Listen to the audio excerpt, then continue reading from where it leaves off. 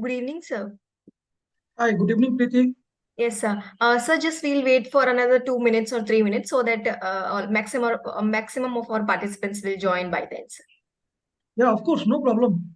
Yes, No sir. problem. Thanks. Thank you, sir.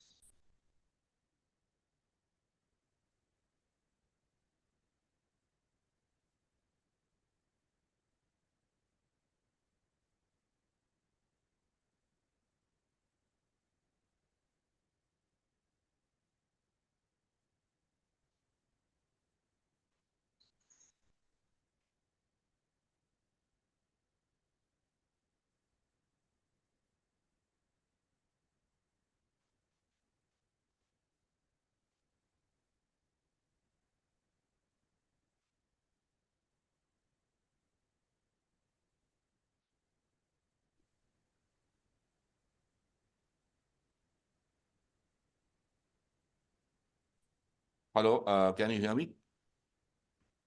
Uh, yes, I can. All right, sir. So I'll just take 1 minute. I'm just trying to 1 minute.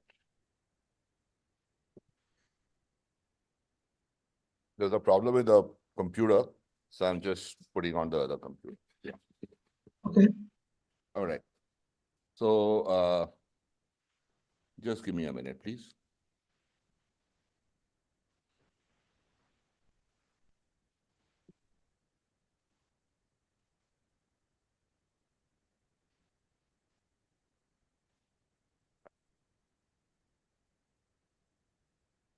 Okay. So can I start, please? Yeah, I am ready. From my side, I am ready. Yes. Okay, sir. So while this is going on, I just want to start. Okay. All right. So I want to introduce myself. I'm Sanjay Agarwal. I'm the CEO of this company called Clover Organic Private Limited. We've been Okay. in the organic space for the last almost now 15 years. Okay. And we've been working in 7 states now on organic. I'm personally involved with organic for 25 years. In fact, I was one of the architects for Sikkim going organic many years ago, of course. So in Clover, what we are doing is we are providing complete solutions along with products for organic. Right now, we are hand-holding, we have created and hand-holding about 86 farmer-producing organizations across 7 states. Close to 1 lakh acres has been covered. And we are responsible for the entire chain, right from production, certification, processing, marketing, etc. So I wanted to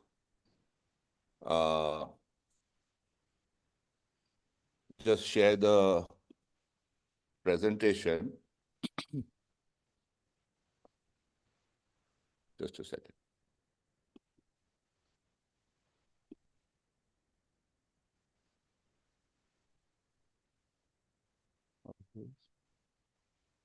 How do I share the presentation?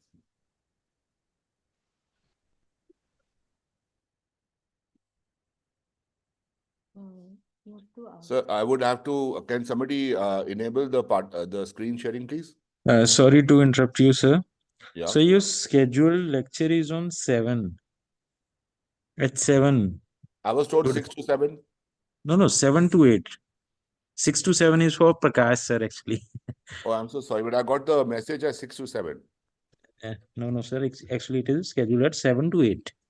Okay, that's perfectly fine. Then I can log out and I can Yeah. rejoin at 7. If Prakash, sir, you are available, then we can continue the Sanjay sir. I am available, but Sanjay sir, uh, I would request him, if it is fine, then 7 o'clock he can start. But if he has any other engagement or something, then I'm ready to swap. Okay, so can I just show my presentation right away, sir? Yeah. I'll add you, sir, Don't mind. co-host. Yeah. Right. Yeah. Sorry, Prakash, sir. You can join on 7. No problem. It's pleasure hearing Sanjay sir. Okay. Thank you Okay, so sir. much, So Okay. sorry for this confusion. No, sir. Thank you so much. I am also eager to hear from you. Thank you. Okay.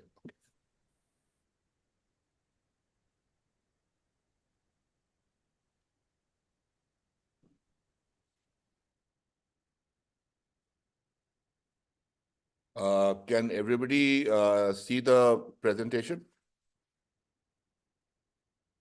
Hello? Yes, sir. Yes, sir. It is visible, sir. All right. Okay, so I want to talk about a little bit about Clover. I don't want to take away your time on talking about Clover because that's a lengthy discussion, because it's a long story. We're working with 50,000 farmers. So just a small profile I'm talking about. So this is the spread that we are involved right now.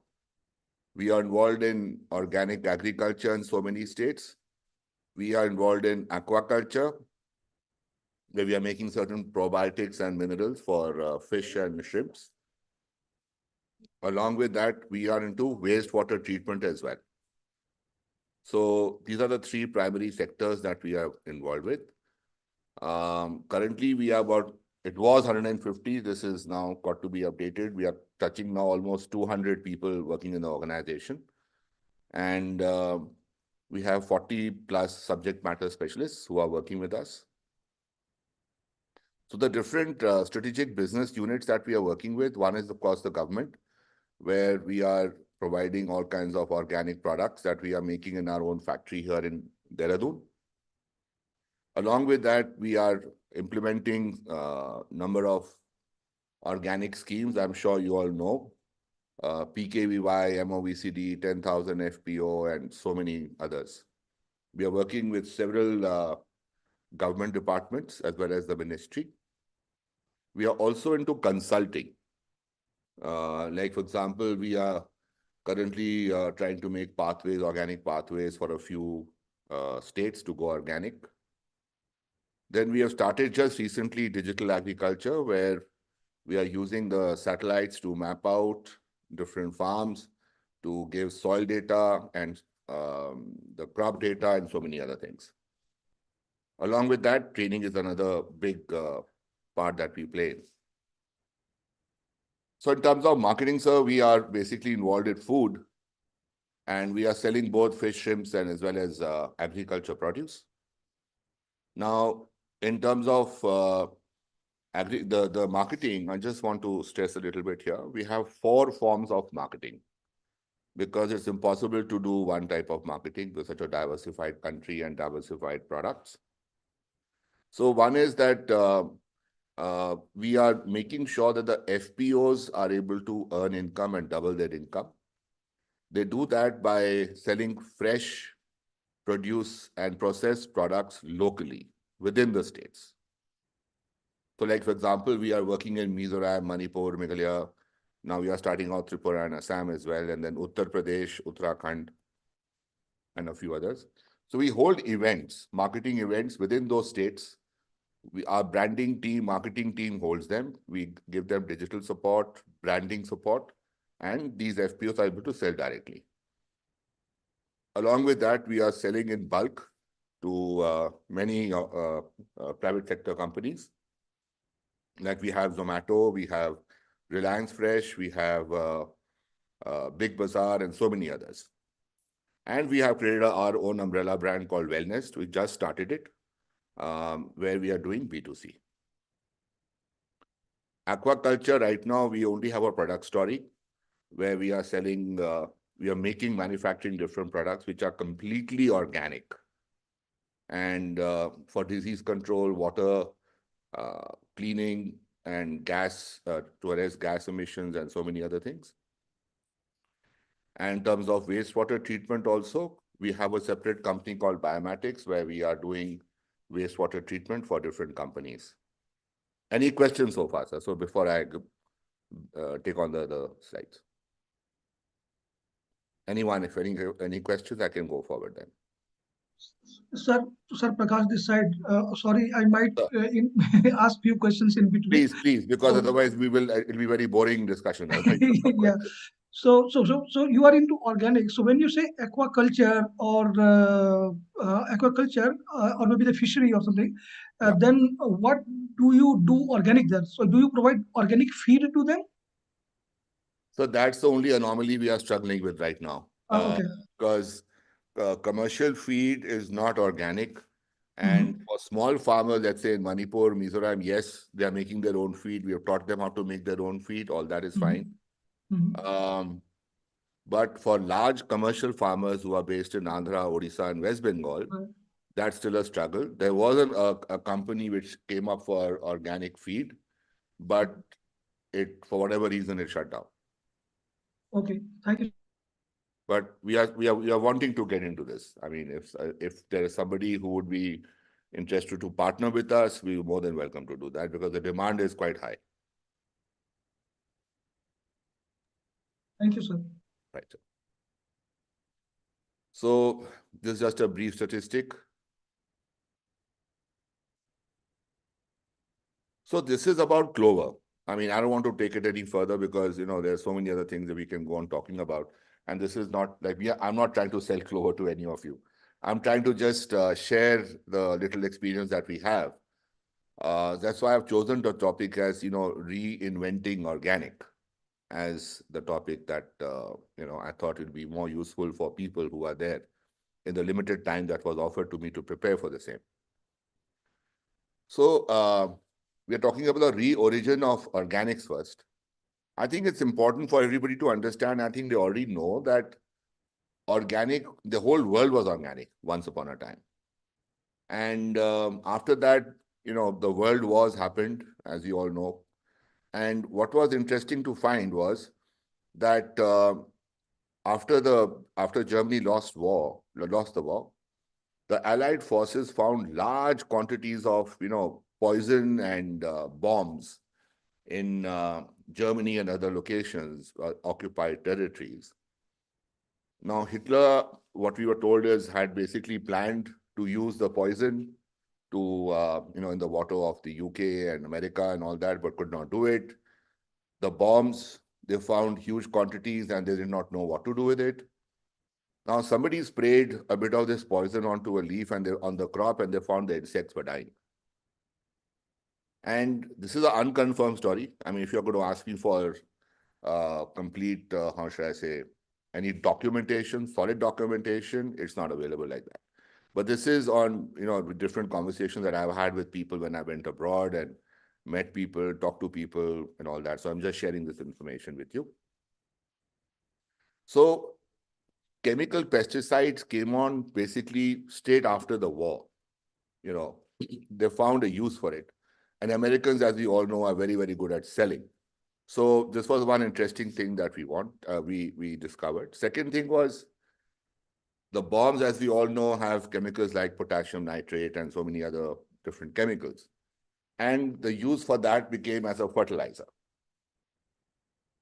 So chemical for, farming came in.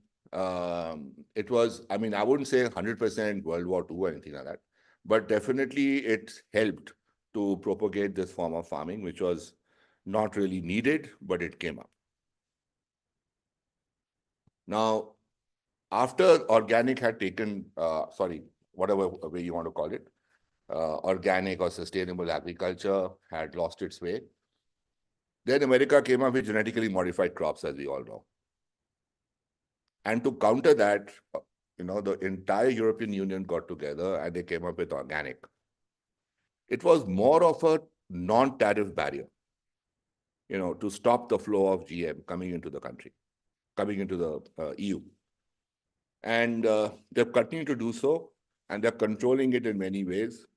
As you all know that the boutique culture of Europe is there, and because of that, we have inherited it. The organic standards also we have inherited from the EU. Earlier, the NPOP was just a copy and paste of EU to start with, but now it's become more Indianized, I would call it. So EU, for trade reasons, has continued to pressure people from exporting into the EU by tightening the screws on the organic standards that they have come up. And every year they reduce the MRL content and so many other things. So it has been quite a task for any exporter like us also to export into the EU. So I'm just going to share some of the myths and facts that I have come across personally while implementing organic. First thing I'm told is, the yields drop. Please don't go into organic, the yields drop. And the yields are bound to drop if you switch to organic overnight. And that is basically because the soil is no longer productive. It is not fertile anymore because it's been used, it's been, laced with so many chemicals over the years. It takes time to rejuvenate. So our way of going about it, and we have found a lot of success in this, is that we increase the conversion period. Normally it is 3 years. We say you do it 5 years or 6 years. The extra 2-3 years does not really hurt any farmer for the simple reason that he's already a chemical farmer. 2-3 years more is not going to hurt him. So what they do during that 2-3 years extra is that they go on reducing the chemical intake by 20 to 30%.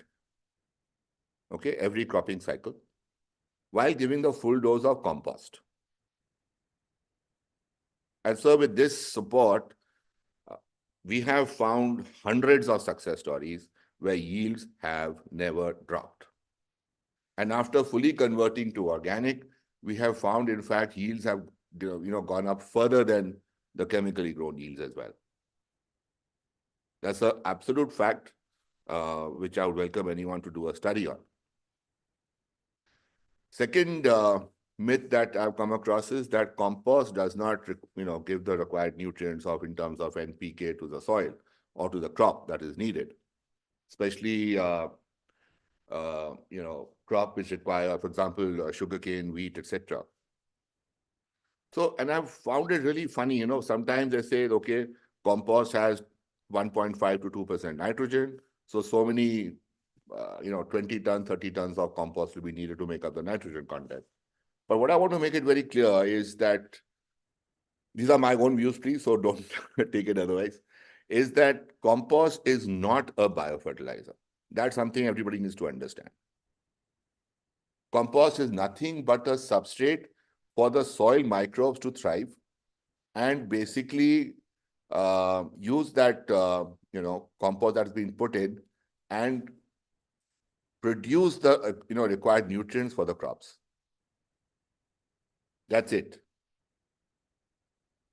So if you put, say, 2 to 3 tons of compost, depending on your soil organic carbon and so many other parameters, then that's enough for the the microbes to act on it and create the required nutrients that's required by the crops. And that's something I think now is common knowledge.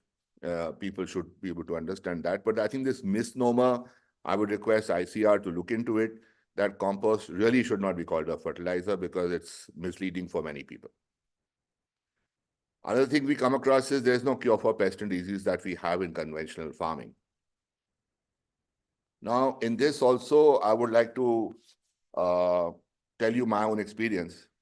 That one is organic pesticides. There are hundreds of them available commercially, and the farmers can make their own biopesticides very easily. We've been teaching them to do it, for so many years now. And I'm sure most of you might be well versed with something called Vriksh Veda, which was written in our ancient scriptures about 5,000 years ago. And it gives so many recipes to make your own pesticides. They're simple to make, they're simple to use, and the results are fantastic. So I would urge everybody to make their own, or if there's a problem, the large commercial farmers, of course, you can't expect them to make it. There are very good organic pesticides available out there, so there's no problem. Then you have the pheromone and light traps. I find it, I'm in such august company, so I can't say it here, but still, people get absolutely surprised when I tell them that mostly harmful insects get attracted by light. Most of them didn't know that, including, these progressive farmers who I keep meeting in so many different places. And I find a simple light trap to be such a, how should I say, very important and a very effective device to basically get rid of these pests, and along with the pheromone traps. And it's make a phenomenal impact on any crop that is being grown, both these kind of traps. But in organic, the first thing that Clover looks at, that's our company, is the soil health. In fact, I would like to say one thing. In organic, we do not look at the crop, we look at the soil. I repeat it again. We do not look at the crop, we look at the soil only. If your soil health is fine, your crop will be okay. There's no reason for the yields to drop down or anything like that. Lastly, we are told that, the organic is expensive because it's labor intensive, the yields are low, and all kinds of excuses are given for organic to be had only by the elite. We've been using permaculture a lot. And I think it's a fantastic science. What I fail to understand is that when we make our own houses, we first make a blueprint before we create a house. But when we do farming, we don't make any blueprint. And permaculture is nothing but planning, a permanent form of agriculture. It's basically based on logic. So like, for example, you say that you plant your trees on the northern side, the geographical north, so that the crop gets maximum sunlight from east to west. Your water should be at the highest level at the farm so that through gravity, it can flow to all the crops. There's so much out there, in permaculture, and there are now permaculture experts in our country, which I'm so happy to see.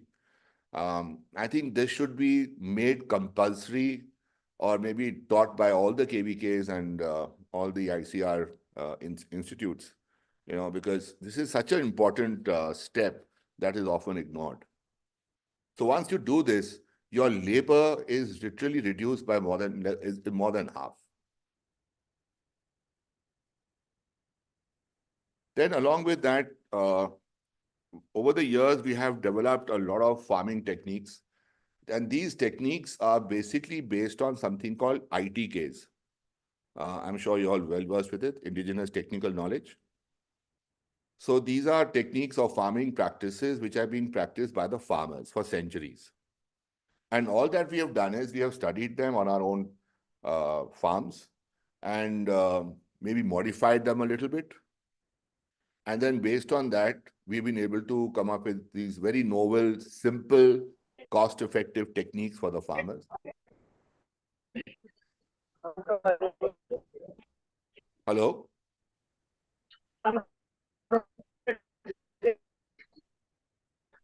I'm sorry, I'm not able to hear you. Hello? Mr. Prakash?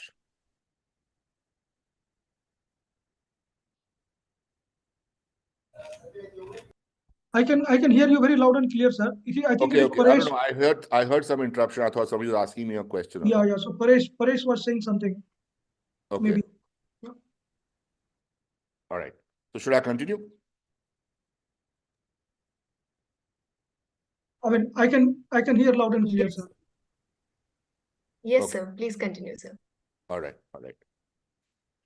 So to give you a few examples, we have come up with a way that we can provide organic nutrients to trees in about 10 minutes time, just 10 minutes, without even making compost. Okay. We have come up with our own form of urban agriculture, which is very, very cost effective. And it has, a lot of people are practicing it in their own homes. It costs something like 700-800 rupees to, make your own drum and start doing it. So things like that. So we have come up with many, many techniques like this. So, and I'm sure many organizations who are working in the organic space have also come up with these techniques. So any questions, please? Anyone? So far on this slide, please. Sir, very enlightening, sir, and especially the one myth that I have come across, and you have very well explained. That was my question as well. So, usual the perception, even for the people like me, largely the perception is that there has to be abrupt change from the commercial to complete organic. But as you mentioned, that the better to increase the conversion period and start gradual reduction in the use of chemicals. I think that is the perfect which should help many farmers adopt it faster. Thank you, sir. Right, sir. Any other questions anybody has so far on this? I will try and answer them. Because I've not made too many slides because I thought it'd be more of an interactive. So anybody has any other questions or queries or ideas, would love to hear Hello, them. sir. Yeah, please. Hello. We are talking about organics. Yes. We are talking about organics. And most preferably, we are talking about the soil health, which has been eroded for decades by Right. chemical farming. Right. Only by giving composting or any other methods is there to improve the soil health conditions. So there are many methods. There are some wonderful experts on this panel who can give you that answer. But nevertheless, because I'm not from an agriculture background, by the way. I mean, I'm not a degree holder from this. I just did my MBA from XLRI. I love this occupation, and so I'll try to answer your question. Others can please fill in if I've left any gaps. So, Second question. Hello, sir. yeah, Second so question is. I'm just Second sharing with question. you my experience on how to improve soil health. Okay. And these are something which are tried and tested for so many years, nothing new. Crop rotation is one, green manuring is another. In fact, we do intercropping of green manuring in many ways. Okay, we don't take it as a separate crop. Along with that, we do a lot of mulching. I keep telling the farmers, just the way that we like to wear clothes, the soil also likes to wear something. So it's very, very important to cover the soil with whatever you have. It doesn't have to be anything expensive. And I don't like the plastic mulch. I like the organic mulch better because it also provides further organic nutrients for the plants. Along with that, what else? Another thing is that intercropping, or let's say mixed cropping. I don't know if you've seen it because I think most of you are from Maharashtra. My personal experience has been like, if you come to Uttarakhand sometime, my home state, in the mountains especially, it is a traditional practice to grow 11 to 12 crops together. And we encourage that. We encourage that in large farms also.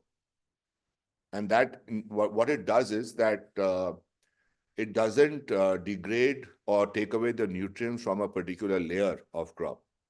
Like in monocropping, that is one that is seen.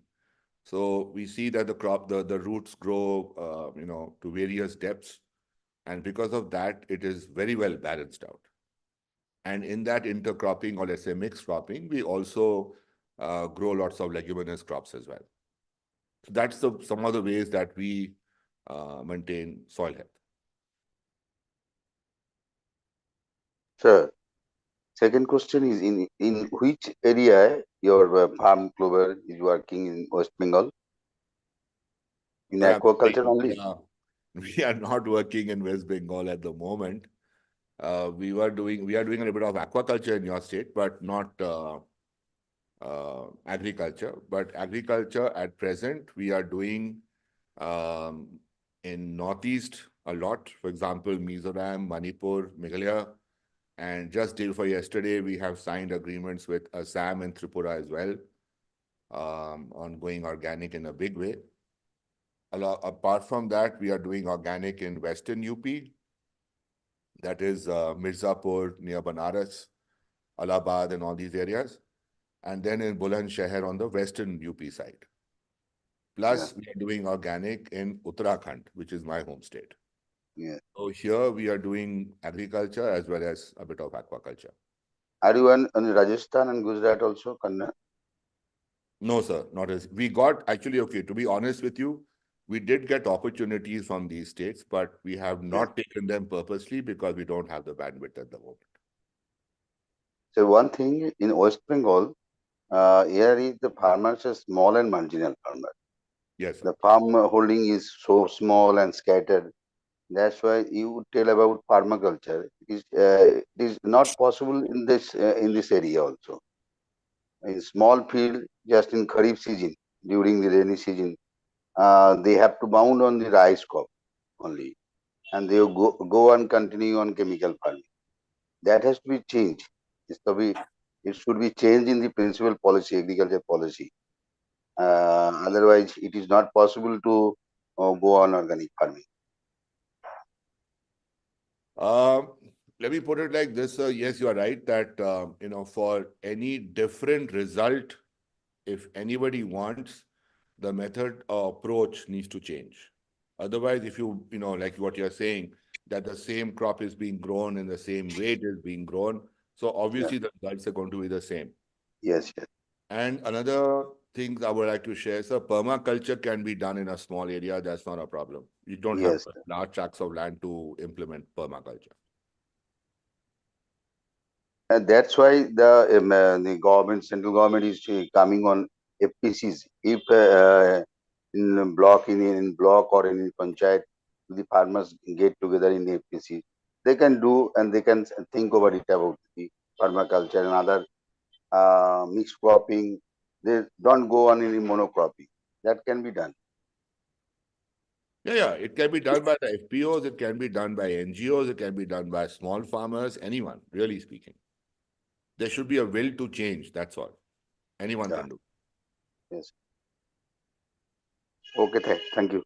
Welcome, sir. Welcome. Okay. Should I go ahead? Any other questions, anyone? Sir, this is Alfred here. Yeah.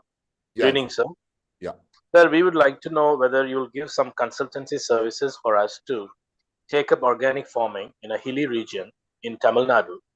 We have few 100 acres of land there, and we would like to grow some salads and leafy vegetables. And we would be interested to know about your services, sir. Yes, we could help you out there. That's not a problem. Any kind of help is needed. I mean, mostly what we do is that we don't even charge. We talk to you on the phone and try to, help you out. But if it becomes a long-standing commitment or let's say travel and all, then we need to get into some kind of an understanding. Otherwise, no. But couple of things I would like to share with you in this forum. It could be useful for others also who are listening in. Before you grow anything, Alfred, you need to be 100% sure that you can sell it. If you can't, or if you have a doubt about selling a certain crop that you're talking about, for example, leafy vegetable you mentioned, my suggestion to you would be that you get into trading first. Buy from someone who is already growing this vegetable that you're talking about, and find your markets. Once you've done that, then doing a backward integration into, doing production will not be that difficult for you, number one. Number two, it's not, I mean, I'm not trying to take away anything from you or trying to demotivate you in any manner. But I've often seen that some people are very good in production, some people are very good in marketing. Very few people are good in both. So that's a call that you need to take. That what is it that is, your talent, or let's say your state of mind, which will guide you in taking the next steps. Because I don't want you in a situation where you have worked very hard, put in the effort, investment, and everything, and then you find that you're not able to sell the produce for whatever reason. Okay, does that make sense? I really appreciate your answer, sir. Very, very clear. And thank you for your support as well. And in future, we'll let you know, sir, whatever the support you can give us, we will avail it from you, sir. Very kind of you. Anytime. Thank you.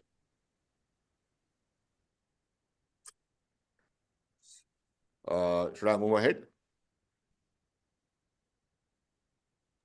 Please, sir. Yes, sir. Okay. So I'm going to be, this was a brief, very, very brief thing on production. There are so many things that we could talk about. So this is about, the marketing, basically. So one is that there's a myth that everybody carries that if you go into organic, you'll get a higher premium, which unfortunately has also been communicated by some of the policymakers and even the scientists, I dare say, that, listen, you go into organic, you are bound to get some kind of a premium. So one thing that all of you need to understand is that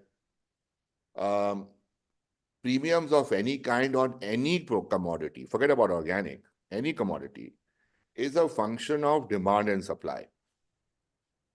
So like, for example, when the first, some of maybe of my generation, I don't know, people here, or whatever. So when the first scooters came in, or when the first Maruti 800 came in, or when the first Amitabh Bachchan movie was released, people brought the tickets in black.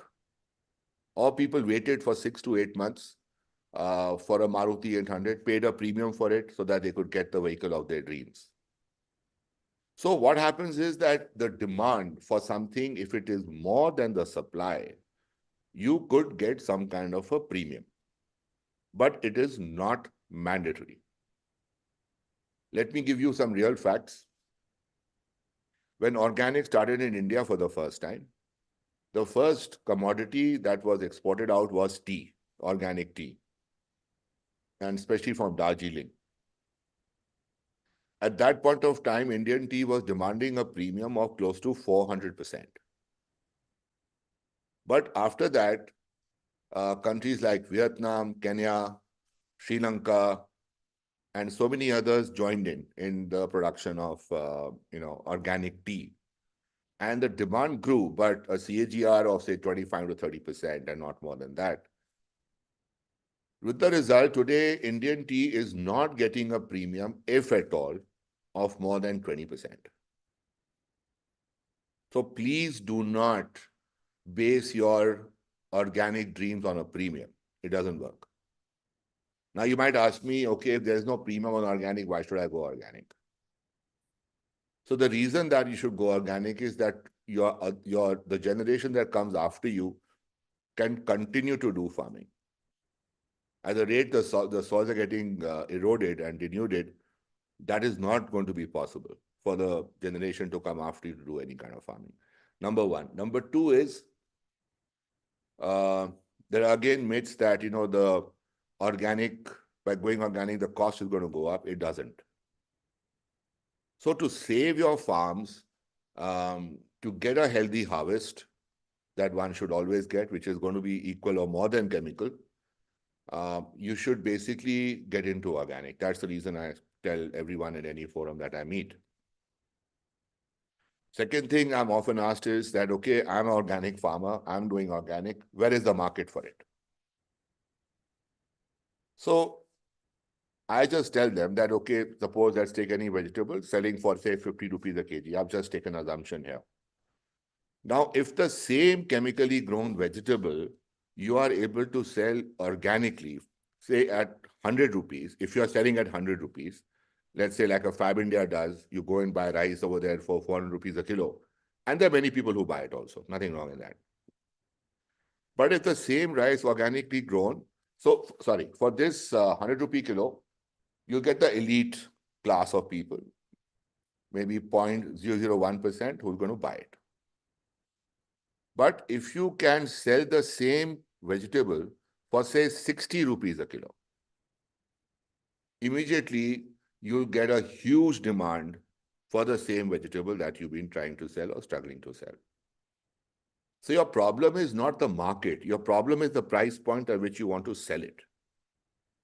And along with that, obviously, you need to have a well-oiled machinery in terms of a supply chain, and it all needs to be certified organic and all that.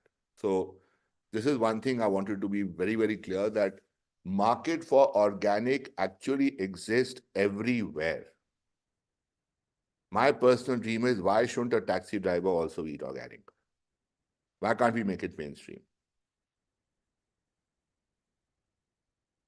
Another thing that I come sometimes is that high-yielding varieties cannot be grown organically, which is again false. We have grown it many times. But our personal preference, and we have seen it with our own eyes, that you should always give preference to traditional seeds. I'll give you the reasons for this. See, God has given varieties to be grown in certain parts of the country for a variety of reasons, because that particular variety is best suited for that soil type and that climatic condition. It's as simple as that. I don't know if you all know that before the Britishers came into this country, the number of varieties of paddy or rice we had in this country. Would anyone like to take an educated guess? Anyone, Dr. Prakash? More than 15,000 to 18,000 varieties are there. Right. Anyone else would like to take a guess? Sir, I had another data which said that every year we are losing almost 60 to 70% variety in the commercial production. This is the variation is going down very steep curve. Every year we are losing lot many variety, and there was some statistics at the global level that now for rice, for example, maybe 5 or 6 variety constitute 80% of the production, Right. which is very risky. Very risky. Right. You're right. I mean, you're right that the varieties are fast disappearing, but I do not know the percentage figure. Sorry, I cannot corroborate that. So to tell you, before the Britishers came, you'll be shocked to know there were close to 5 lakh varieties of paddy in this country. Close to 5 lakh.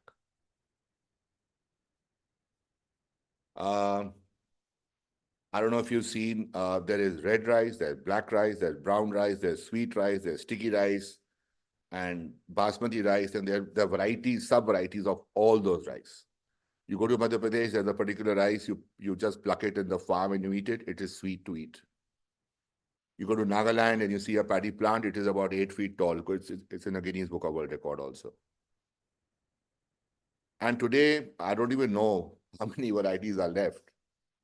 And what I find is that if you use traditional varieties, your cost of production goes down by more than 80%. The reason for this is that if you put a foreign seed, or let's say HYV or something like that, you need to put that much more nutrients, you need to put that much more pesticides, and of course, you have to work that much harder to make sure that some kind of a yield comes out. But yields could be higher, but then your cost also goes up a lot. Along with that, when we are selling organic, we have found that there's a distinct preference from the buyers to buy the local varieties.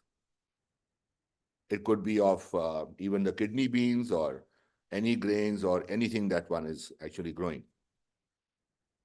In my home state, in Uttarakhand, Rajma or kidney beans, as you know, is very, very famous here. There are 132 varieties of kidney beans in my state, out of which only 5 or 6 are being sold. So this is another thing that, I think all of you should ponder about and make sure that you are able to focus more on the local varieties by creating these seed banks, meaningful seed banks, not just on paper, and make sure that the traditional, it's a how should I say, national treasure, national asset, I would call it. They are preserved for a long time. Like Sir was saying that some varieties are lost forever, and that should not happen.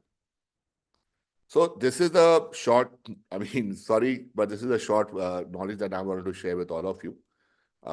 If there are any questions, I'll be more than happy to answer that. Sir, may we have your recordings and slides? I guess you have to ask the organizers for that. I'm not doing it, so. Okay, sir. I am also asking the coordinator and to give the recorded versions and the slides in the WhatsApp group. That will be preferable. That will be guided for us.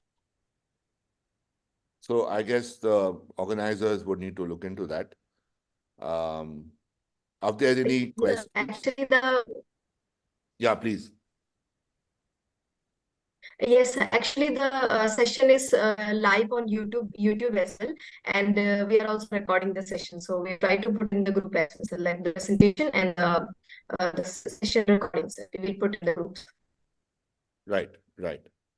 And if anybody would like to get in touch with me, the email ID you can take down. It is ceo@cloverorganic.com.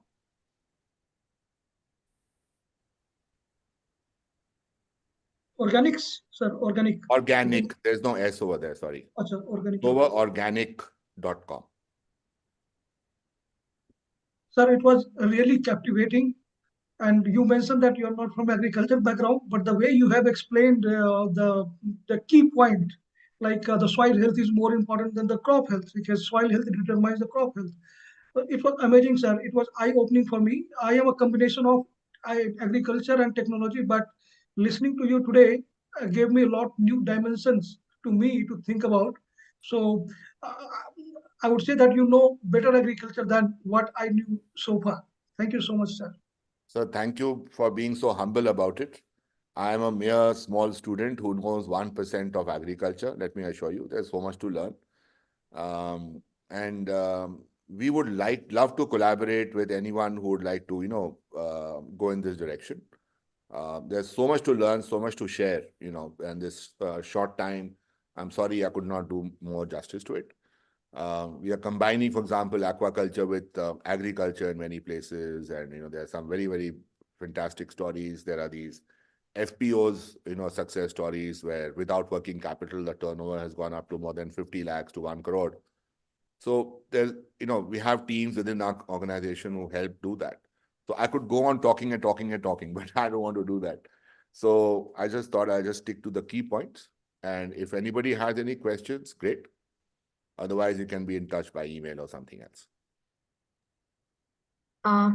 Thank you so much, sir. It was literally a wonderful session. It was worth listening to you, sir.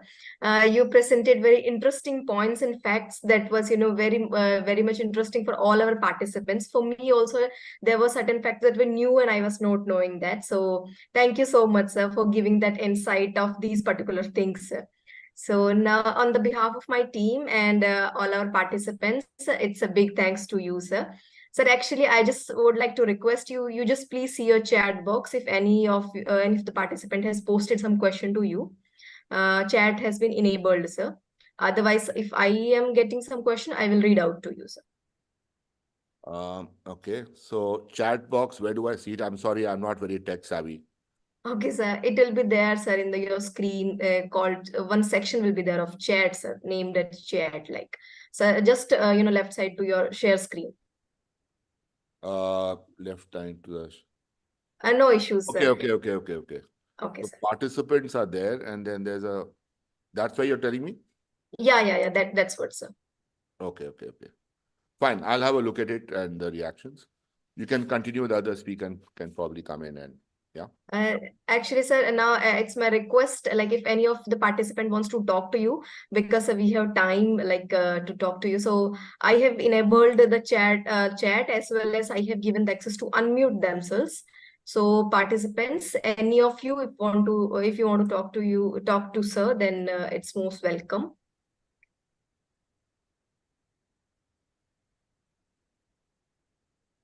We have a long list of participants. Yeah, sir, it is there, sir. Yes.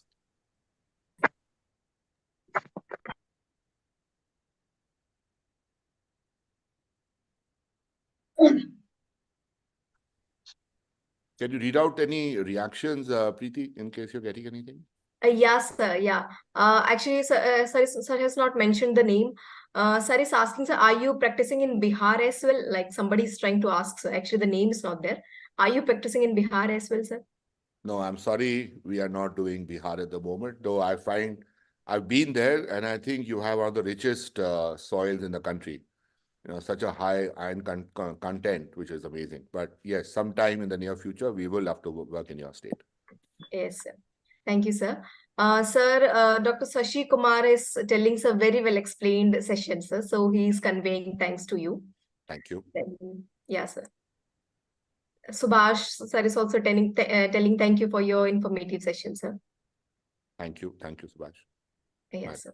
So if any other question, if they have, sir, they will convey it through your email address. So would you like to tell the email address once again, sir? I will just put in the chat box. So CEO.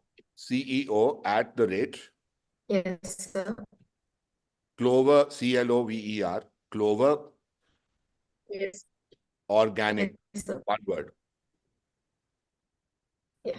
There is no S in the organics, okay? cloverorganic.com. Yes. So CEO @cloverorganic.com, sir. Yes. Yeah. Sir, Thank you, sir. Thank you so much. Yeah, somebody was saying something.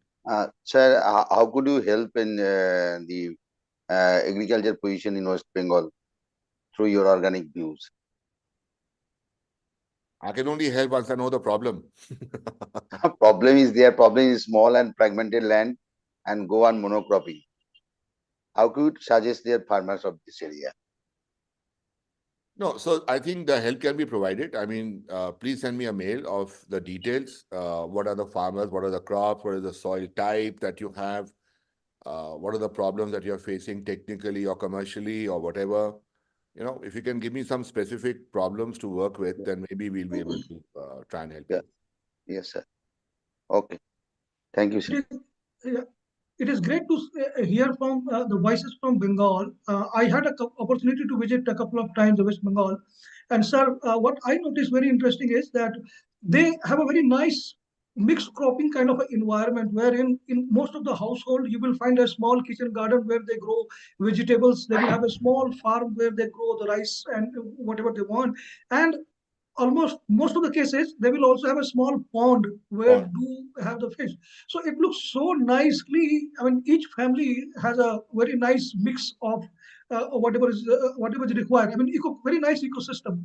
But Right. how to make it commercially viable, how to penetrate the best practices like organic into there, I think if we could resolve that problem, maybe theoretically as well, then probably the much of Bengal and also Bihar, that will benefit a lot. So I Yes, am sir. pondering for that, but for organic perspective, You have speak rightly. But people here depends on the most probably chemical farming. That's the reason they are not converting themselves to organics or natural farming में. ये problem है इसमें.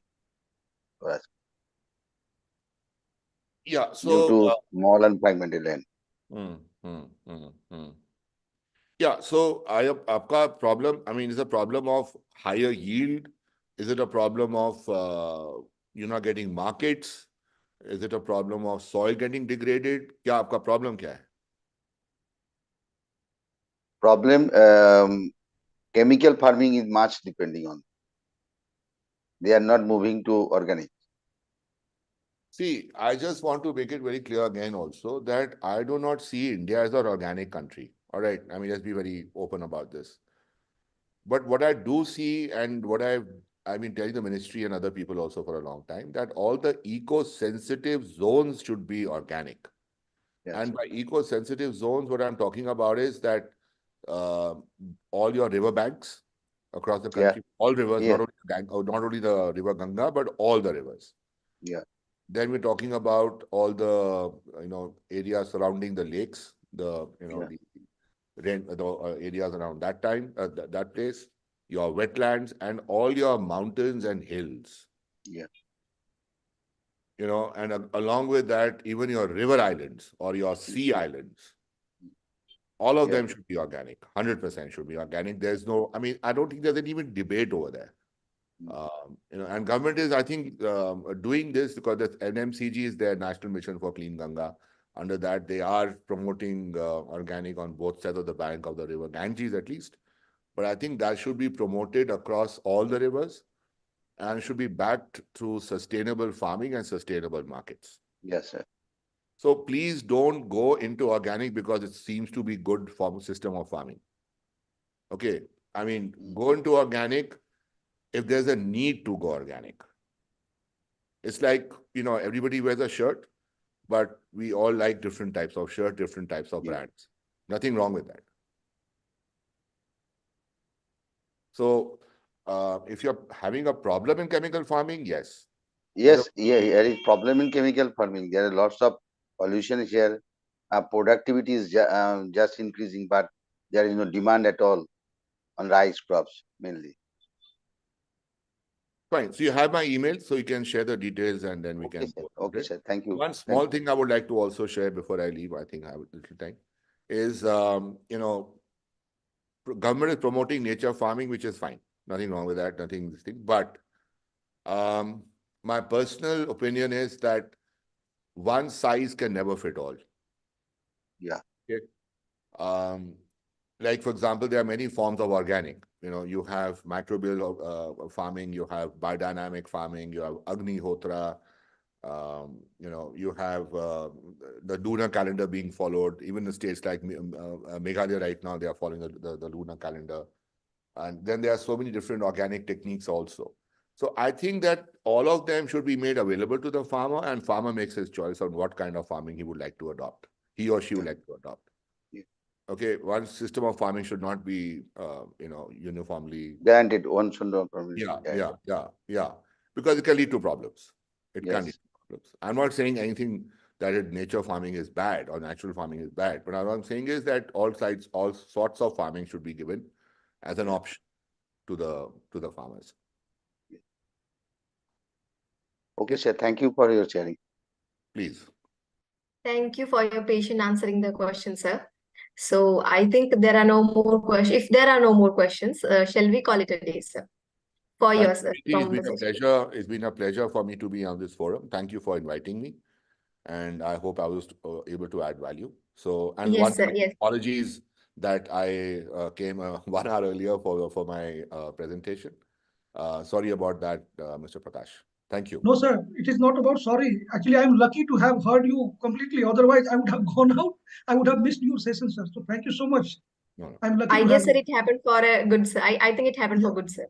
Yeah. Thank you. Thank you. Thank you, sir. Thank you very much. Lovely meeting all of you. All the very best. Thank you, sir. Thank you, sir. It's our pleasure, sir. Thank you. Thank you. So dear participants, moving towards the next session of our Krishi Manthan, technological advances leading to smart farming and agripreneurship. So for the second session of the day, we have with us Prakash Kumar sir, who is a founder and director of Vidaksh Technology and an innovative emerging technology products and solutions for agriculture and finance inclusion areas. So before inviting sir to deliver his talk, I will just give a brief introduction about you, sir, and then we can start, sir. Yeah, so keep it brief. I think. Yes, sir. Yes, sir. Very brief. Yeah, sir. Yeah. As I already mentioned, sir is the founder and director of Vidaksh Technology since 2018, which is an innovative emerging technology products and solutions for agriculture and financial inclusion areas.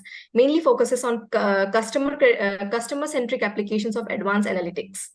And sir is an IIM from Bangalore, has 22 years of experience in driving strategy and operations with data-driven insights.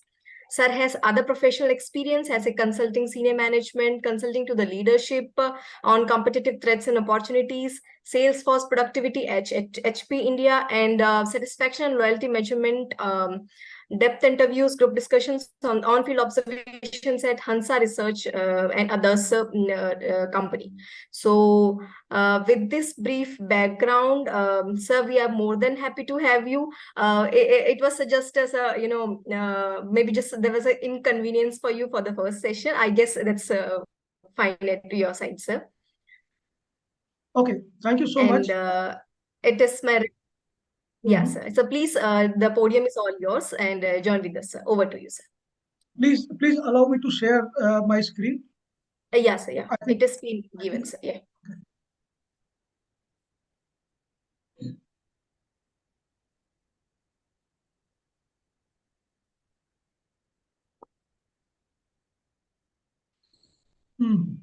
Can you see my screen now, everybody? Yes, sir. Yes, sir. It's possible. Yeah. Okay, thank you so much.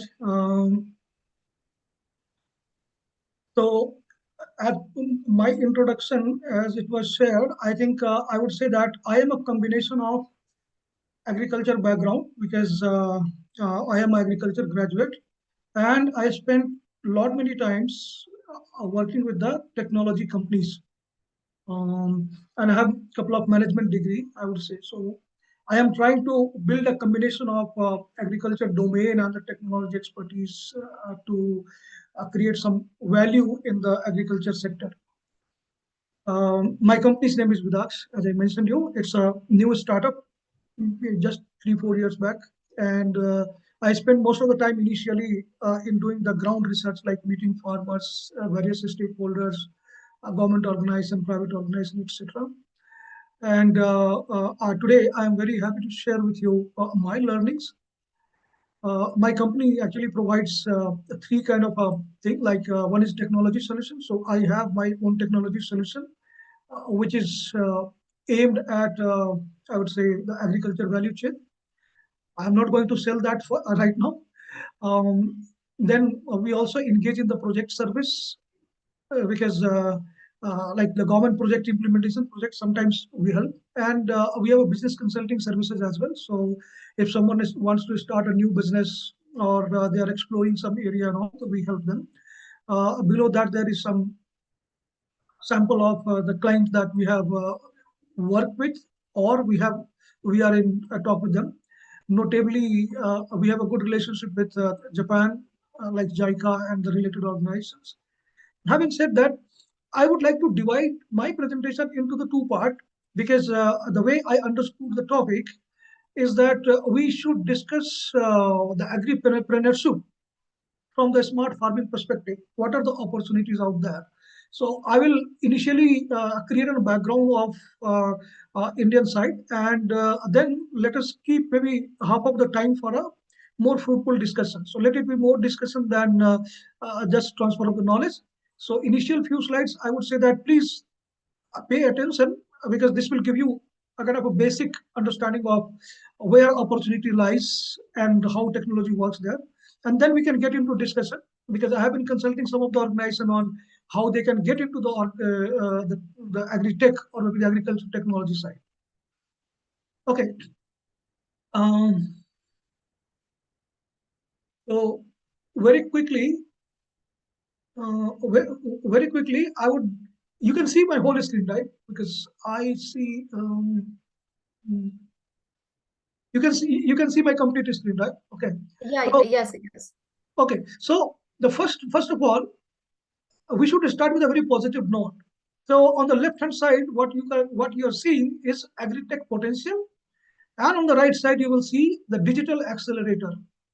So agri-tech potential is the potential, very obvious. The digital accelerator is the way our digital infrastructure is improving or increasing, I would say. You can think about maybe the cost of data, which is coming down day by day, the connectivity, which is increasing day by day, a more technologic manufacturing is happening in our countries and all. So if you look at it, you will see that two big bubbles over there, or maybe rather three big bubbles. One is the largest one, the China, and then you will see India, and then US, right? But uh, I would like to draw your attention that nowadays the things are changing very fast. So over a period of time, the way our digital infrastructure is improving and startup ecosystem is improving in our country, I see that in the very near future, as we are going towards the maybe top three, top five, top four economy and all. So when we reach on the digital maturity side, we will be much bigger than, I mean, the opportunity will be much bigger than any of other country. We will be matching China, or maybe we can be slightly bigger than China, because the supporting environment in our country is much better compared to China. China may be good at the manufacturing side, but we have the digital workforce here. We have uh, a digital aware people over here. So I am very hopeful in that. Second thing which is encouraging is that if you look at the top country with a large number of agri-tech companies, then you will see that India is in the top league, just next to the United States. So we are in the top league. And if you look at the different funding model that is there globally, we are also, our country is also very familiar with a lot many the top things. In this, I would say that there are certain very niche area where funding may be in some other countries, but in Indian condition, which is slightly larger in the scale, we are there, we are competing, or maybe we are rubbing our shoulder with the big ones in the globe. So the scenario is very positive right now and moving in the right direction. So thinking about the agriculture or agri-tech, to give you another dose of the positivity, or rather, I will say not say the just positivity, I would say that the sustainability. So agriculture growth, or maybe agri-tech growth in India, is not a short-term phenomenon. This is the medium and long-term phenomenon. And the indicator is like our middle class population is growing day by day. We have, I mean, I was hearing that there are some maybe 23, 24 crore people, or maybe more than that, in the middle class with with a good purchasing power and all. And this is growing. And this middle class, what they want, along with purchasing the dresses and everything, the next thing that comes is the quality of the food that they take. So you must be noticing that the middle class is going more conscious about the food quality, organic and everything. So not detailing about that, I'm just saying that the focus of middle class is going to be the quality food, good health and all. And therefore, any effort, any business idea which is directed towards the quality food through agriculture, I would say they should be quite sustainable in the future. The second thing is round the year food security. So we know that agriculture is a seasonal activity. So we have production only in the certain month of the year, but the requirement of food is continuous, right? So there needs to be a lot of technology out there which can preserve food for the longer duration, so that most of the food is available to us throughout the year. So any technology which is in the direction of reducing food loss, maybe improving the food quality, monitoring the food quality, efficient storage, that is also going to be flourish very well. Third is falling cost of infrastructure. So digital infrastructure we already talked about, but government is providing a lot of support for the agriculture infrastructure as well. So if you look at the many of the government schemes, you will find that government has so many schemes to encourage farming activity. So if someone wants to get into the indoor or protected cultivation like greenhouse or maybe the polyhouses and all, if they want to go for the commercial agriculture and all, so government is providing sufficient or a good number of subsidy to make that happen. So that also gives a very positive thing that somebody wants to get into this area. There is a lot of government support.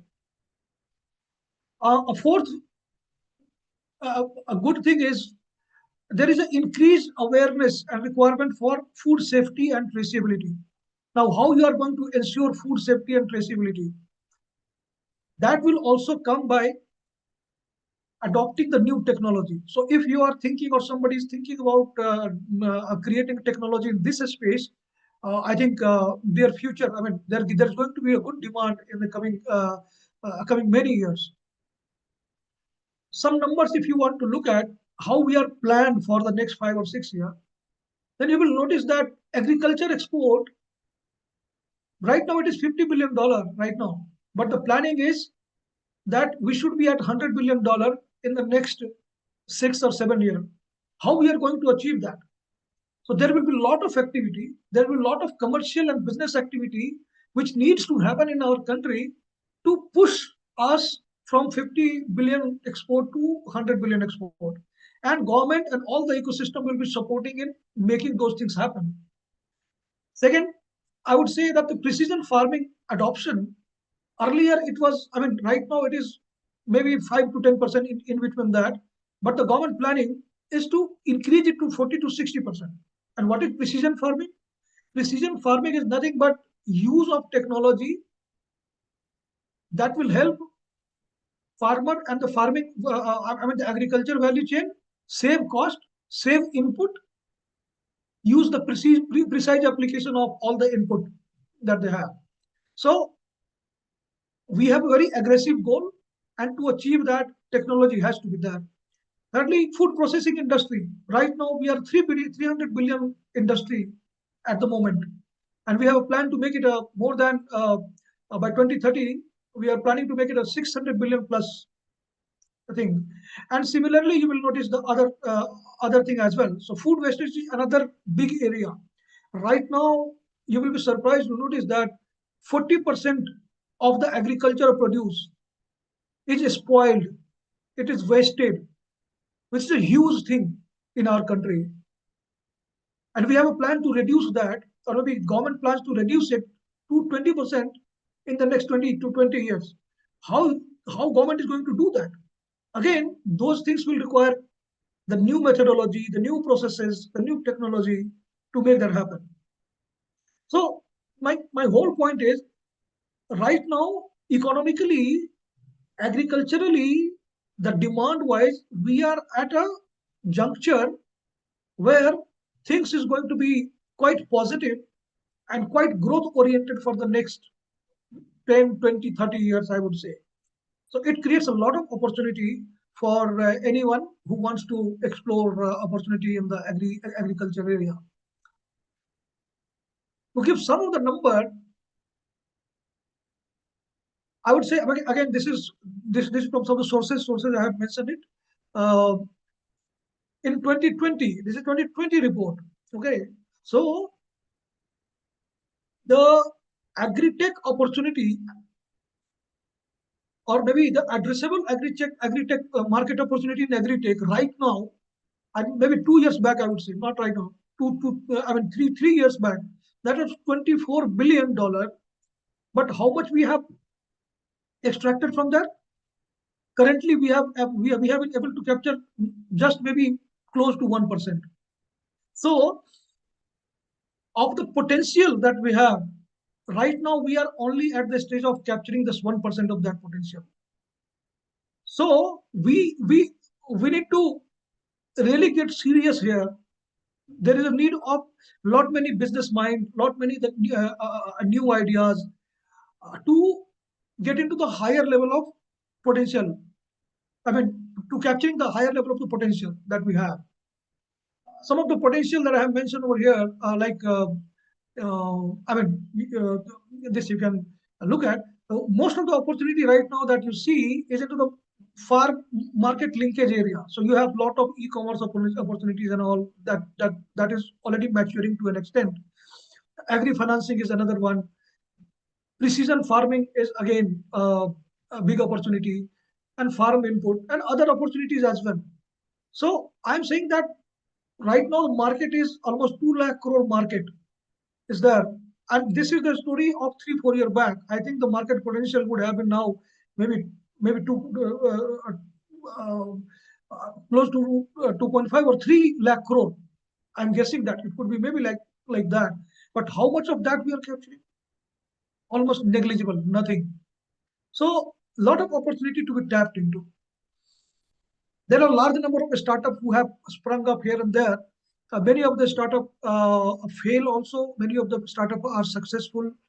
I would say that it's good. Let there be a larger number of startups. Some of them fail, some of them succeed. So fail. I say it is not like a failure. I would say that it's a learning. That if this doesn't work, maybe probably some other way it can work. So opportunity is so huge. Opportunity is so huge that every person will have so many alternatives to explore.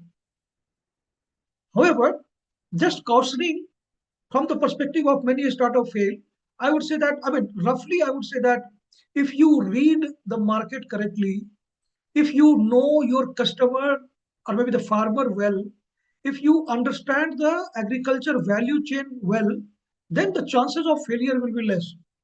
So most of the failure that I notice in the industry, in the startup scenario, they pertain to like not doing enough research before getting there, or maybe focusing too much on the technology hype rather than the demand and need of the farmer.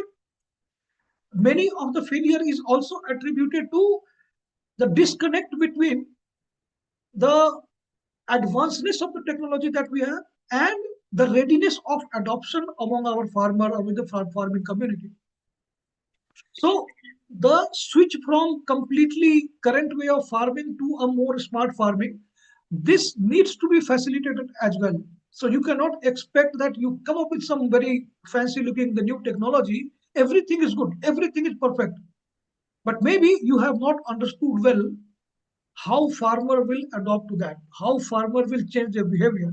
I remember the person from Kolkata who was mentioning that, oh yes, this is bad, more chemical is bad and all. I think before getting into the organic, somebody needs to understand that what it requires to change their behavior. Okay, so if you understand that well, what underpins their behavior, how you can modify or change their behavior, can it be sudden or it has to be gradual? Somebody saying something? Sorry, am I audible? Am I audible? Yes, sir, audible, sir. Okay, thank you so much. Yes, sir. Thank you. Then let us have a quick look at this is a old research, but this is interesting. I would say that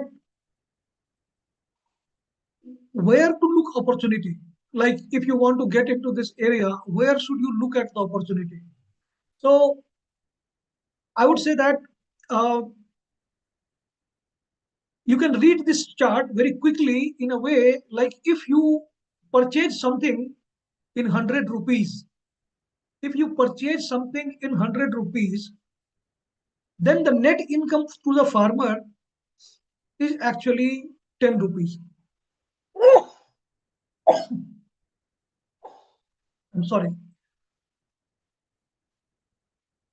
Okay, net income.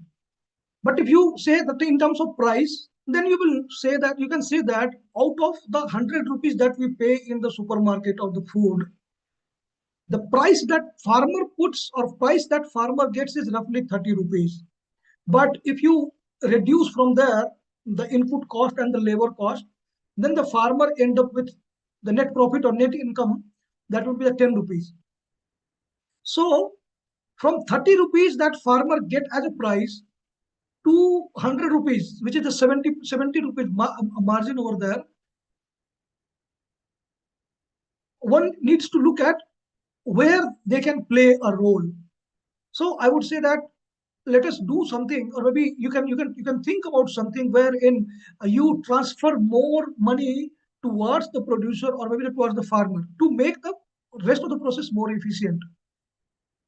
So that could be, I mean, if you have some technology, if you have some new idea which can help farmer reduce the input cost and the labor cost, nothing like that. So 30 rupees that farmer get out of the 100 rupees, instead of 10 rupees, if his income is suppose 15 rupees or 20 rupees, that is amazing. The farmer will be, I mean, they will be very happy with that. So the new ideas, the new mind needs to put some effort how to make that happen. Similarly, if you look at the wastage that happened at the different stages, uh, or maybe unnecessary steps that we need to have in the agriculture value chain, where we can save something, where we can reduce, where we can put some kind of efficiency. That is the way. That is one way of looking at where you should spot the opportunities. Other way of spotting this opportunity, or rather, I would say that uh, currently, what are the different technology which are playing some role over there? I am not going into the detail of this slide, but I just trigger your mind. So, for example, input cost, how you can reduce the input cost? You can reduce the input cost. Very basic thing could be that instead of applying more input to your soil, you should know what soil requires. So, what is the opportunity over there? Is there any way, a cost-effective way, that can help farmer get their soil health immediately, and so that he uses less input with the same kind of yield? Because right now, most of the farmers are using what other farmer is saying, not necessarily matching with what their soil conditions are. There are challenges, because the current way of doing this is that you have to send your soil to the government agency, then it will take more time, then the report will come. Before that, the cropping, everybody starts purchasing fertilizer and they start using that. So someone needs to think about how we can improve that process, how we can make that process shorter, how we can connect that with input.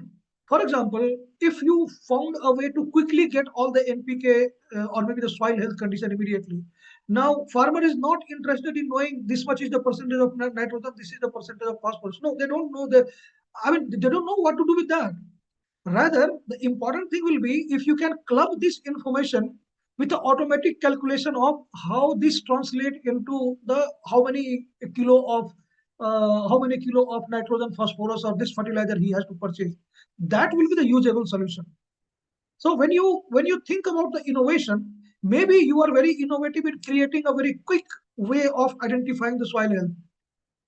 That is technologically innovative. But from behavior side, you must think that for the farmer to adopt this, he needs to find the application immediately. So knowing percentage of NPK and how accurate it is, that is one part which must happen. But its adoption will happen only if you can quickly link it with how many kilo of input that he has to purchase. So when you are building some solution, you need to think like that. So if your solution is helping him to reduce his input cost, then probably that's a value that you can get for your solution that you're building. But again, this is just one example. There could be multiple way of doing that. So making things efficient. So this is, I mean, you can think about the agriculture value chain, and then you can identify where the opportunity could be. Getting into the each stages will be difficult for the paucity of time, but this is how probably you can think of where you want to play a role. I just gave another level of detail, a very simplified version of a value chain, I would say. This is not a very detailed, but a very simplified version. So if you want to get into some kind of a business, or maybe you are thinking about some role in the agriculture or agri-tech scenario, then this is also one of the way you can look at it. For example, the pre-production, production, first you identify the value chain that you are seeing over there. Then you should try to link that with the activities that is performed at each stages. Then you should link that activities to the major players or the industry. So once you establish this kind of a link, right, like seed treatment, that will be interested to the seed company as well. So if you link these things, then you will find that, okay, there are niche opportunity that involves farmer as a consumer,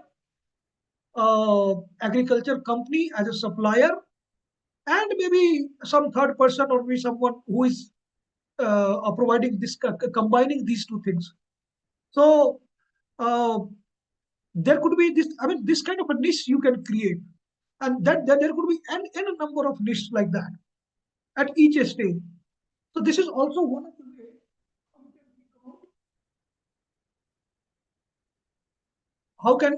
how you can think about where to enter and how to enter, depending on where you find the opportunity, and at the same time what your interest areas are. One more way of looking at how you can build a successful business in this area, for any kind of a solution or any kind of a business idea, you may think from the two angles. One is the producer view of the value chain. Who are the producer? Again, these are the sample. This is not the complete list, but this is a sample. So you can think about who are the producers, like maybe the farmer producer company. There could be some protected cultivation company, some indoor aquaculture company, or maybe farmers. And then there could be some exporter traders, some could be warehouse and all. So these are the producer side of it, which is linked with, or which is related to the production side, right? Then you will also see the supplier side of you. Like there could be agri input company, agri logistic company, cold storage company, processing company, and like that, including insurance company or the finance company. So again, I'm saying use this combination to create the niche area that you wanted to play in. You do enough research into that, and you find the niche area where you wanted to play a role. Then you get into the more detail to decide what exactly you wanted to do. Now we are talking about the smart agriculture or smart thing. So let me give you a perspective on this side as well, because smart farming and all these things involve the technology. A lot of hypes are created around this. So you might have heard a lot of these things like IoT, traceability, AI, GIS, and all these things you might be hearing about. These are innovative, and this may attract the young mind to hurriedly jump into some of these. My suggestion is don't fall in that trap. Okay, yes, technology is good, technology is new, it can do a lot of things and all, but business outcome is a combination of innovation and feasibility. So you may have some rocket science, but people, or maybe your target group is not ready to use that right now, maybe after a few years and all. So I have created this kind of a framework which might give you some insight where you should play a role. Again, this is not a long list of technology. I just put some of the technology to give you the perspective, how you can think about it. So adoption is on the vertical axis that you can see. And on the horizontal axis, you can think about the different kind of users, or maybe different level of acceptors, or maybe you can say adopters. So there are innovator farmers, or maybe innovators are someone who are ready to experiment with completely new things. Then there could be early adopter who are also little risk taker, who takes little bit of risk, so they will try to use the new technology. Then there will be early majority, which will be like yes, this technology is tested in the market, I have seen it working somewhere, so now I also start using it. And when early majority has used all this technology, then it gets into the adoption, like the late majority, which is the more volume, the large number of farmers who adopt. And you will still find someone which we call it laggard, who are stubborn and they want to continue with the existing form of business, or maybe existing form of the practices that they are doing. Now, how to read this? So example of mature technology will be like tractor. So tractor has been in our market for a very long period of time. So everybody knows about tractor. So it depends on the person if you want to use the tractor or not. So there is no gap in terms of what is the use of tractor. Should we use the tractor or not? No, everybody knows. And after that, whoever want to purchase and whoever doesn't want to purchase. I'm saying the general thing about the tractor. Obviously, in the tractor also there are some innovation which is coming up, but tractor as a segment is a mature segment. What happens is in a mature segment, usually you will have a large number of competitors. The market is stable, margin is also very less because there is a good number of competition. Everybody has a large market share. Customer is also aware of everything. They will ask lot many questions. So in the mature market, getting into the mature market is difficult because there are players who are in this market for 15 to 20 years. So they know the tricks of trade. They have made the processes more efficient. They have a good relationship with the customers and all. So if you want to enter into the area which is the mature area, then you should be ready to face competition. So if you have a really good product and if you have a financial and the resource muscle to stay in the industry, you can get into this area as well. So you will see that some tractor companies are also coming up in India, because to enter in this market, if you have enough financial support and if you have a really good product, mature product, then you can compete in this area. But if you are a really innovator or a startup, maybe getting into the tractor as an industry might be more costly or maybe might difficult. Now look at the other side of it. Think about precision farming, AI based, artificial intelligence, traceability, GIS based, telematic solution. These are the technology which is innovative. So people have some kind of awareness, if not direct, then indirect awareness. They have heard something about that. They have seen something somewhere and all. So it is something like, yeah, they know about it, but they have not used it. They have not tried someone and all. Maybe some farmer have tried. Maybe only a few percent of farmers have tried. This is an area where number of competition will be less. Number of potential user will be slightly larger in size, and customers at this stage, your customer will be the kind of customer who is willing to experiment a little bit. So this is a win-win situation wherein you are also trying to innovate. Your customer, you are targeting a customer segment who is willing to experiment. So you innovate and the person in front of you is ready to test. This is a win-win situation. But this win-win situation, the number of farmer or the size of the farmer group will be small. So the total adoption, as I mentioned, so the number of farmer that you will find in this segment will be small, and this has to be small. But in India, if you say we have close to maybe 12 or 13 crore farmers, right? So even if you say 1% of the farmer, even that will be maybe 40-50 lakhs farmers will be there. So in context of India, the small number is still a very big number to play around. So if you are innovating probably in this segment, then you should work. I mean, the people are the user are ready to accept that this is not the final product. You are also innovating and I'm also experimenting. So this is a area, or this is the area to co-create something. So I would say that for the startup who want to do something in the technology space, I would say that you may want to give some preference to this area if you really are innovative. I would again avoid to get into the very innovator phase, because that will be slightly risky. This is the area, the fully innovative area, on the extreme left hand side. I would say that this is the area where probably people have not heard about that. So you are creating something that people are not aware of that. So if people are not aware of that, then you will need to take a lot of effort to initially convince people that, okay, this is a new thing, this is what it does, and probably you can use it. They have not heard about that. And the number of people who will be attracted to that part, that will also be very minuscule, very small, maybe 0.1% or maybe 0.01% of the people who will be willing to do that. So both extremes are there. You can think and decide where you wanted to focus your energy on. I am not saying that you should not look at the innovation.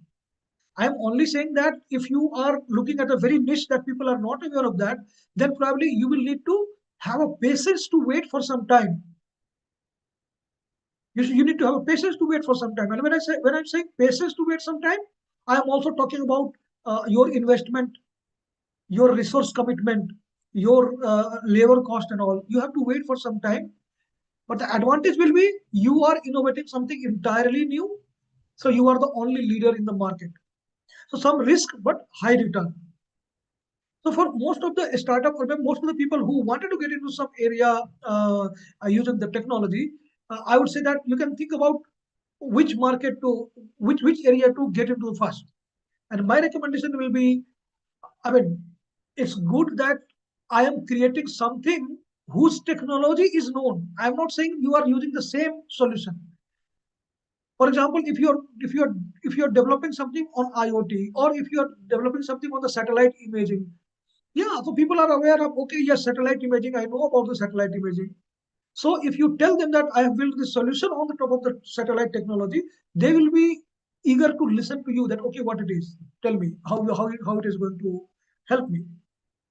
Okay. And there will be something which is in the middle, like GPS tracking solution, or maybe the different application that you have, or with a digital platform or e-commerce platform that you have. So here, competition is already there. They have made their presence. Still, there is a possibility of innovating over there. But you know that e-commerce, lot of company are already there in the e-commerce platform. So I'm not stopping anybody from going at any stage, because there is an opportunity to innovate at each stage. I'm saying that if you are looking at the technology, new technology, the win-win situation will be where you are creating something for which there is a little bit of awareness among the, at least the niche of the farmer. And you identify the niche farmer who is willing to experiment with your idea. That is the win-win situation for any early startup, or with the people who wanted to get into that. So this is how you can read and you can plan where you wanted to get into. Again, I'm saying this is not the comprehensive list of the solution.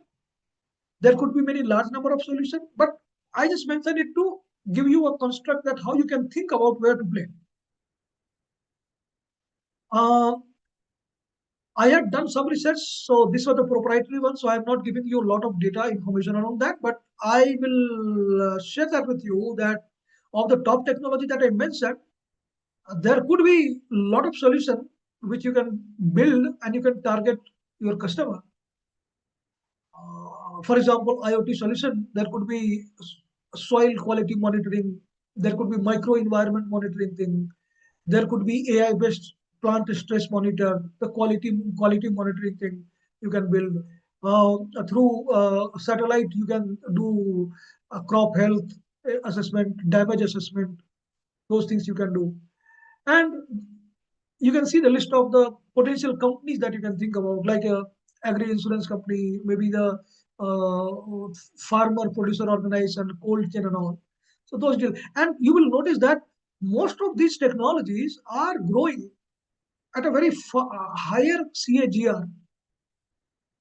I was a little cautious in putting the CAGR number over here because this is what I constructed this number. So I can say that this is very conservative number. The number may be much higher, maybe like 40-45% CAGR, which is a really huge CAGR.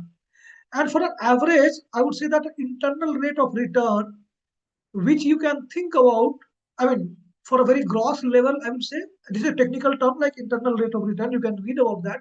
But roughly, you can think about something comparable to what will be rate of interest you can think like. Okay, so for example, if you do a FD, you get a suppose 8-10% return on that. So IRR, you can think like, okay, this is the kind of return that you can expect in a 3-year, 4-year time, whichever time frame that you put into. So I would say that all these technology are growing at a very faster rate, and the return on the business, if you create in this area, is also very high, quite high, I would say. So with this, I would like to stop here, because I wanted to keep more time for a discussion, and since this was the agripreneur thing, so I think that okay. Uh, I stopped sharing, and now I am open to discussion, because if it is about the agripreneurship, we can discuss. Thank you so much. Thank you, sir. Thank you for your wonderful session. Actually, sir, it is an era where, if farmers have to compete in the global market or open market, they have to have this technology. So, like, they have to adopt this technology. So, it was well versed with today's scenario. So, I am very much thankful to you, sir. Yeah, I'm happy that. Am I audible, sir? Yeah. I'm happy that it was useful. Yes, sir. Okay. Dear participants, the session is open for discussion. I have, given the access to unmute and put your questions in the chat box. So both.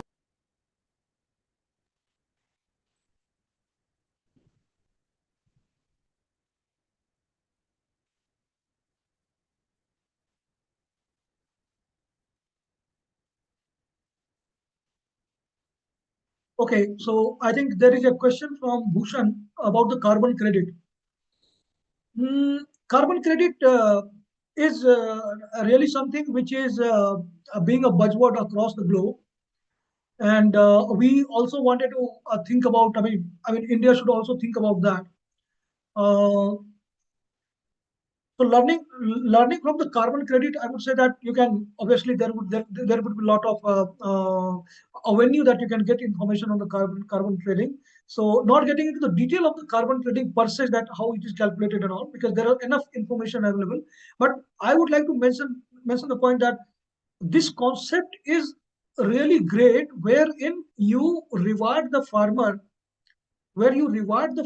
for following or maybe using less carbon dioxide or emitting less carbon dioxide. So this is very nice thought of doing that. So who is the person who is creating carbon credit? Farmers are creating carbon credit by aligning their activities which saves or maybe which reduces the carbon dioxide emission. That is one. Secondly, if he does some of the activity which pulls the greenhouse gas, like the external carbon dioxide, into the soil. So for example, if he does some kind of a afforestation, maybe, or doing some kind of a practices which absorbs the carbon dioxide into the soil, those activities are called the carbon credit creating activities. So the challenge that we face in India right now is you need to document that. So for creating carbon credit, one very easy way, and this is what most of the people that are into the carbon credit side who are doing, is afforestation. Like if you have a barren land, where nothing was happening, and if you create a forest, or maybe you can if you plant some tree over there, that will be you can create that, you can say that nothing was there, now there are a tree, each tree absorbs this much carbon dioxide, so therefore this much is the carbon that I am storing from the environment to the tree or the system.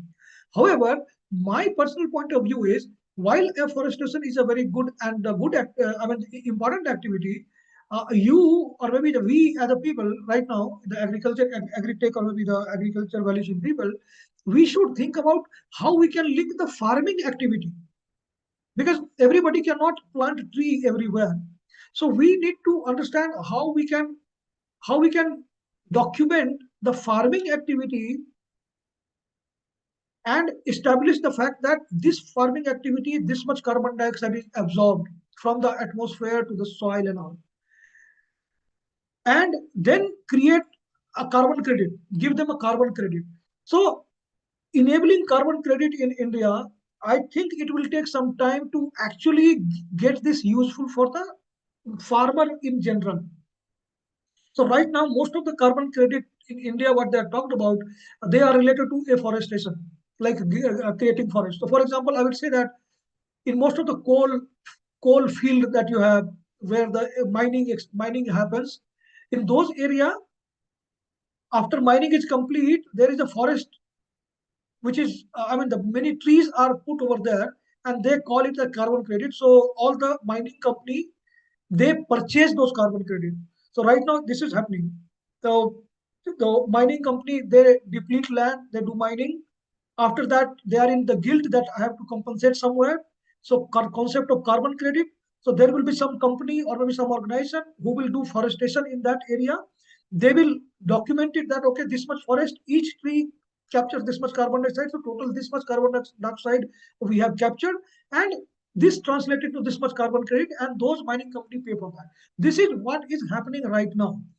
But my opinion is that we should move to next stage wherein the normal farming activity, how we can link those activity into the carbon absorption or the carbon dioxide absorption documentation, and make this credit available for somebody to purchase.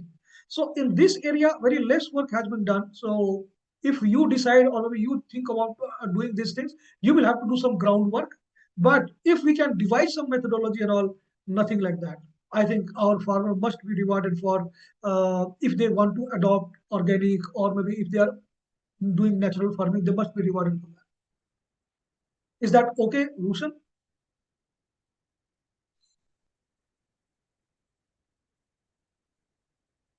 Yes, sir. He answered in the chat box, sir, like it helps him to learn more and find out the ways. So thank you for answering, sir.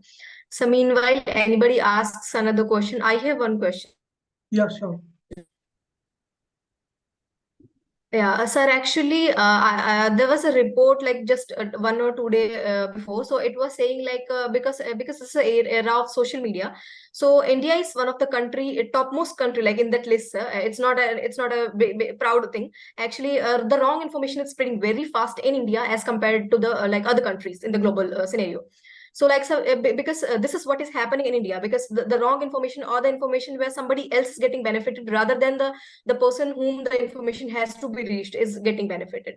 So because sir, in one of your slides you mentioned, sir, there are so many startups related to I mean this crop inputs and agribiotech, then farm management and finance and insurance like that. So like how a farmer can identify like which startup he has to get collaborated with or get attached with, so that he can get the benefits and inputs from that. So how to identify, sir, like Yeah, this is a challenge, but in any new scenario, a little bit of such thing will happen because many of the startups are not driven by the purpose of benefiting the farmer, but they are driven by the purpose of generating more value, earning more money, collecting more money, and all. So initially, some of the startup, they pretend that they are helping farmer, but very soon they start charging. They are starting extracting value and all. Oh, but these things are bound to happen. So initially, maybe some farmer might have been fallen into that trap. But now, when I meet farmer, because I also keep meeting farmer very on and off, I find that farmers are also getting more smarter now. So they are not going to pay you something unless they feel that okay, this is really benefiting me. So they are testing it more and more. And the first round of a startup is gone in the sense they have done their job, whatever they wanted to do, positive or negative, what they yeah. wanted to do.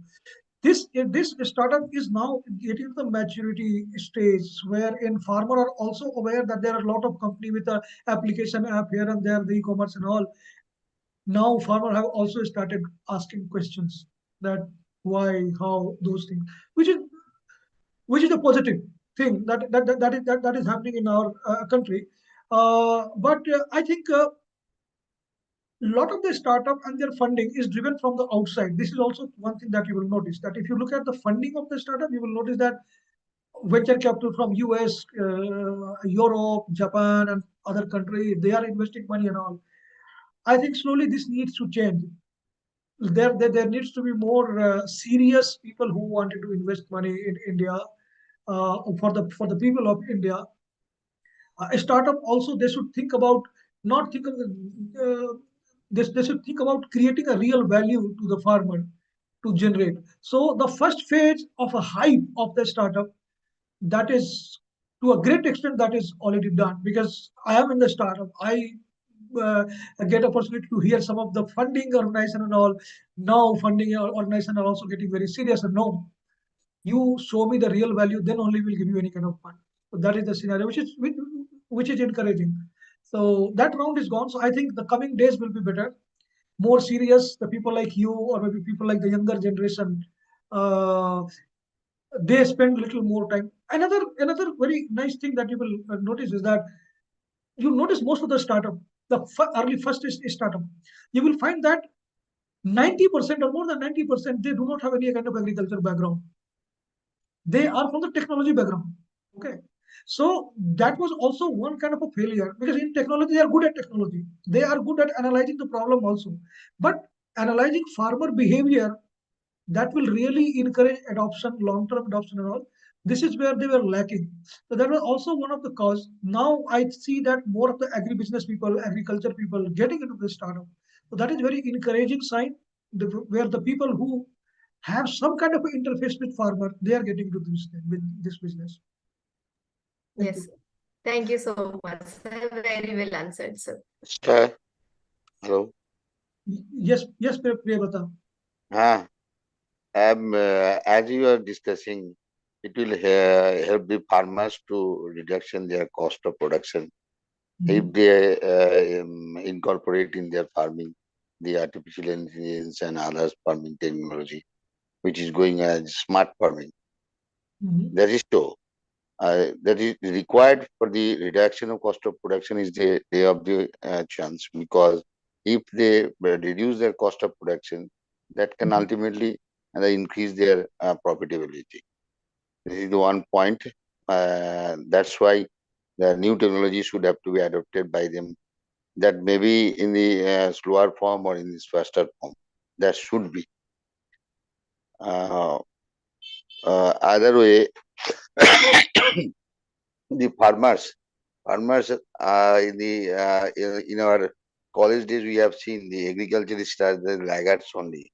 They they take in the technology, new technology in the lesser form. That's the reason the actual agriculture in the farming, they taken in the lesser form. But Yeah. So now the IT sector people is coming in this field. They are knowledgeable and they are capable of applying capital funds in their agriculture. That's why the agriculture move in the right direction in India. yeah, I mean, I get your point, but I would also like to share you some bright spot that we have.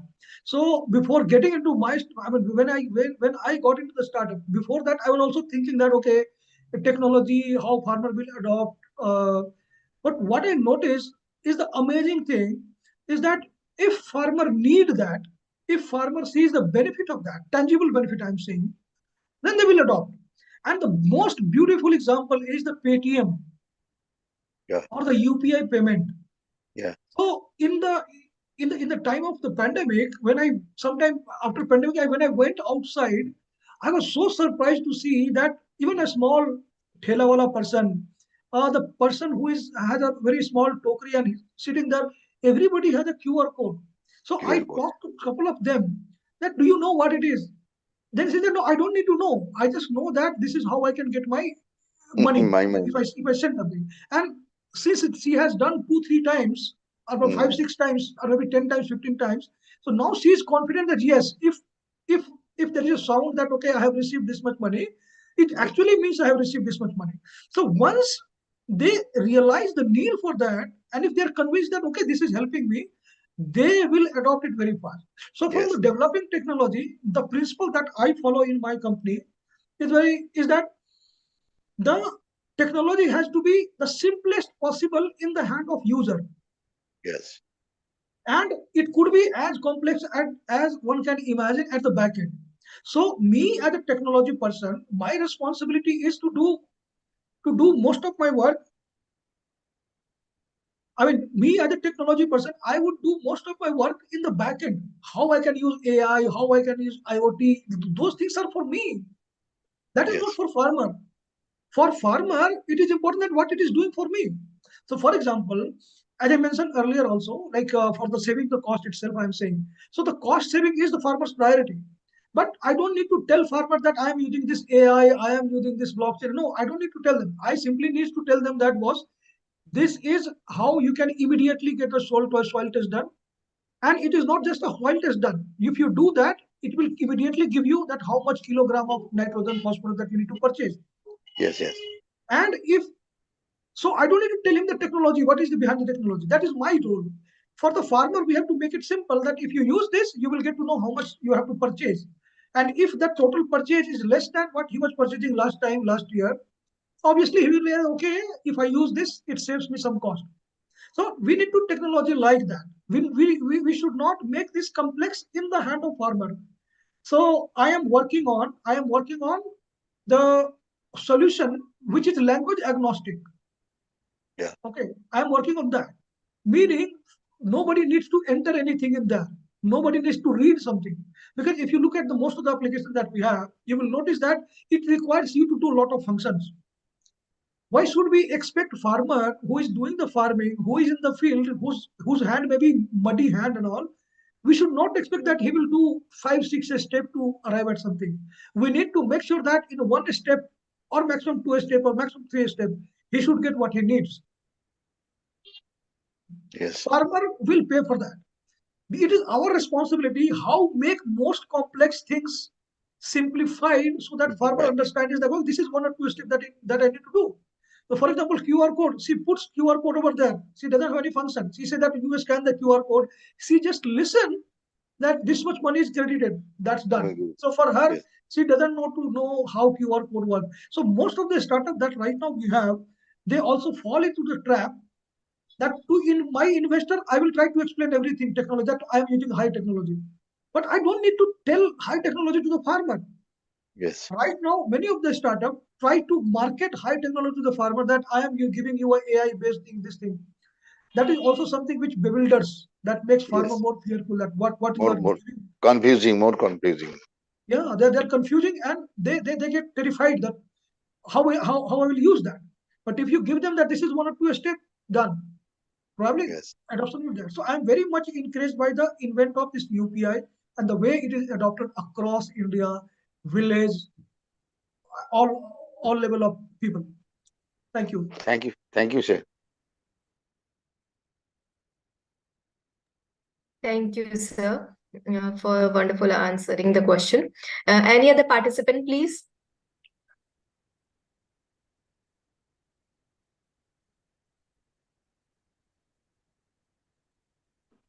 So if anybody had some idea or they have some plan to get into this agriculture value chain and all, this technology and all, I will be happy to connect if they want to connect with me. So I will be happy to do that.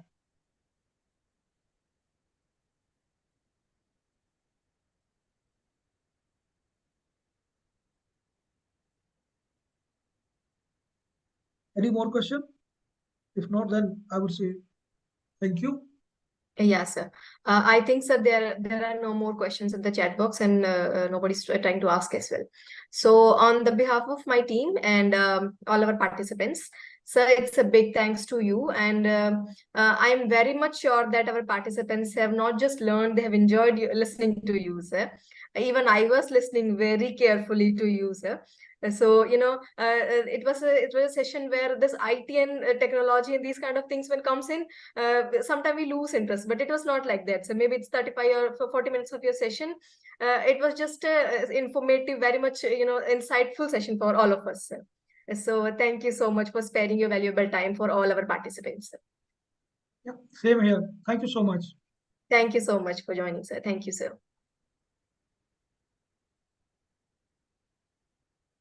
Dear participants, this was the second session of today. Today's Krishi Manthan, day 26 of Krishi Manthan. So with this, we will call it a day. Just Agriculture wishes you all a very happy 75th Republic Day of India. 1,000 salutes to all in the great nation of ours. Let us make it more prosperous and great. So once again, happy Republic Day to one and all. And thank you so much for joining. So we will be meeting again tomorrow with other sessions. Till then, have a nice day. Thank you, sir. So shall we end the session, sir? Yes, Yeah. yes, please. Okay, sir. Thank you, sir. Thank you, sir.